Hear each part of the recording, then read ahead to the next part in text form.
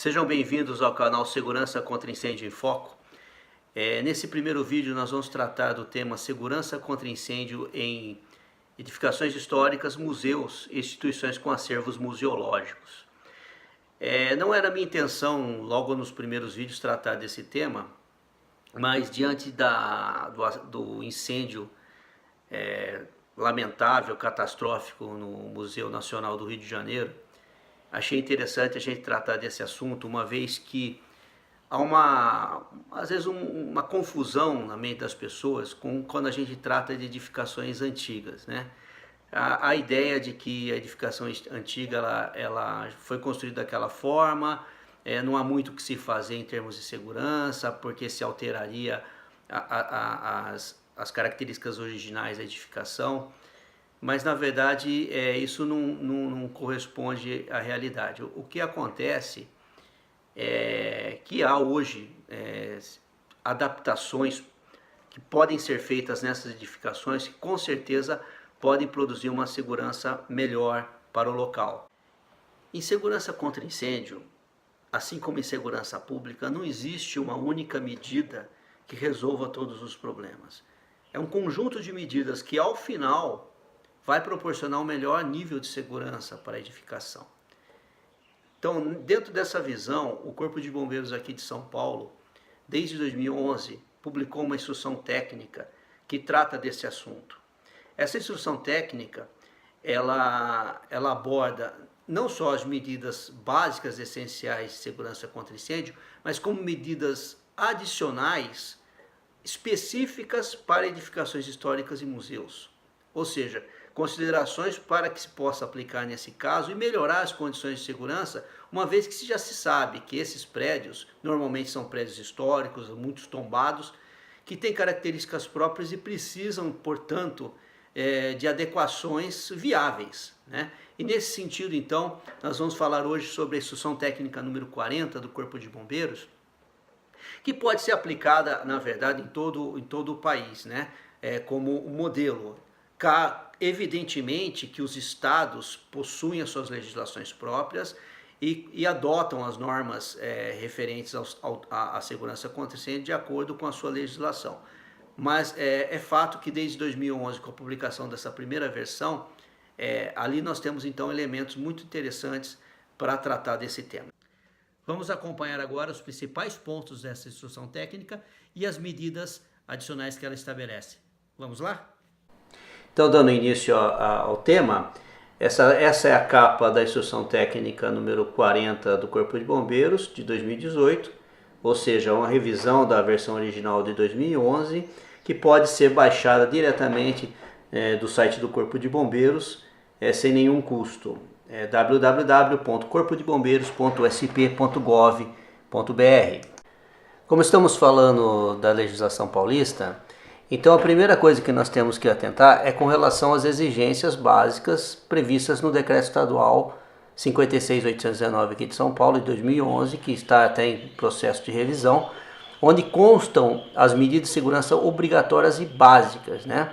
Obviamente, saídas de emergência sempre é a prioridade, ela vai estar lá na relação porque a prioridade é a vida das pessoas.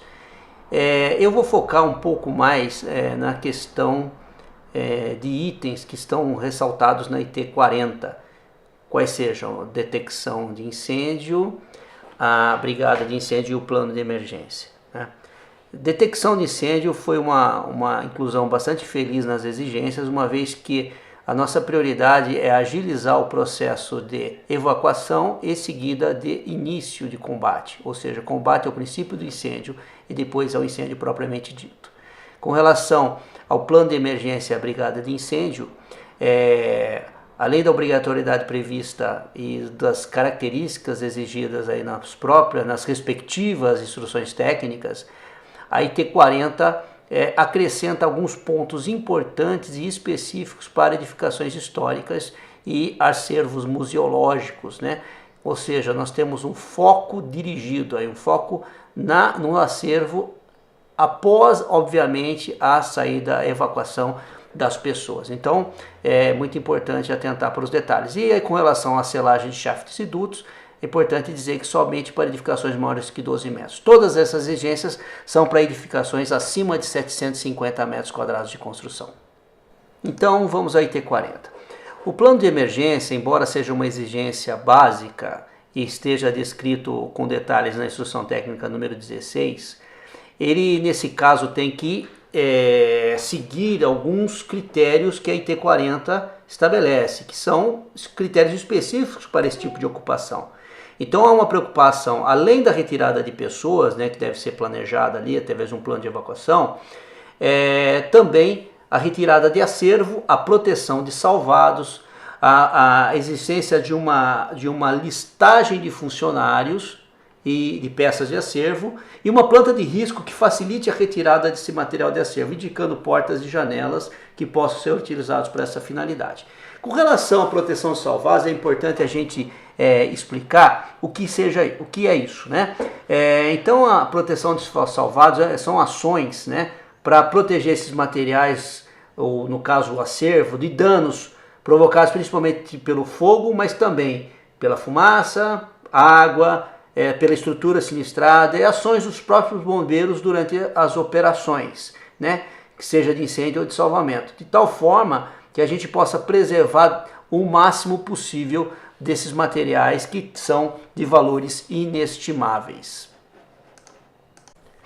A brigada de incêndio também é um item básico das exigências, com as suas especificações na instrução técnica número 17. No entanto, a IT40 ela complementa que esse treinamento tem que ser especializado na proteção de salvados e direcionado à atuação em edificações históricas e com acervo museológico. Ou seja, os brigadistas têm que ser treinados não só para proteger o material que não foi possível retirar, mas também retirar com cuidado os materiais do acervo museológico que ainda não foram danificados, não teriam sido danificados pelo incêndio. Outra recomendação importante que a IT40 traz é a utilização de sistemas de gases limpos para a proteção de acervos de grande importância histórica, obviamente aqueles localizados em compartimentos onde os sistemas sejam eficientes, e também substituição a sistemas de combate com água, onde não seja recomendado esse tipo de agente extintor, tanto para o combate ou quanto a possibilidade de um defeito no equipamento gerar um vazamento que possa danificar também um acervo, né? O que possa se ver aí na sequência é um esquemático de uma ligação de sistema de gases limpos através de uma bateria de cilindros ligados a um sistema de detecção. Uma vez detectado fumaça ou calor no ambiente, é mandado um sinal para essa central que libera uma válvula solenoide que vai dar passagem então ao produto, né, ao substância que vai efetuar então a extinção no ambiente, seja lá na parte superior junto ao teto, ou seja sob o piso elevado. Então, como eu disse, são vários produtos que podem ser utilizados para essa finalidade.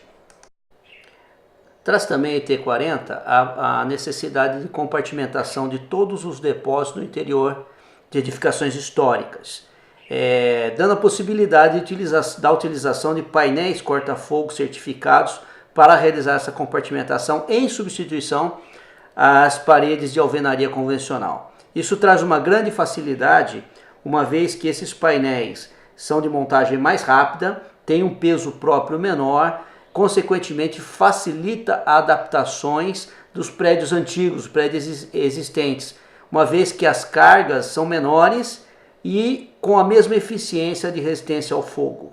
Então foi uma medida muito inteligente adotada na IT40 nessa versão também.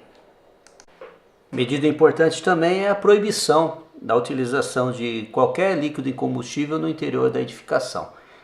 A única exceção seria para o restauro das peças do acervo. Nesse caso, os produtos, os líquidos combustíveis, devem ser armazenados obrigatoriamente em armários metálicos como esses que estão sendo demonstrados nas imagens. São armários que têm uma resistência ao fogo.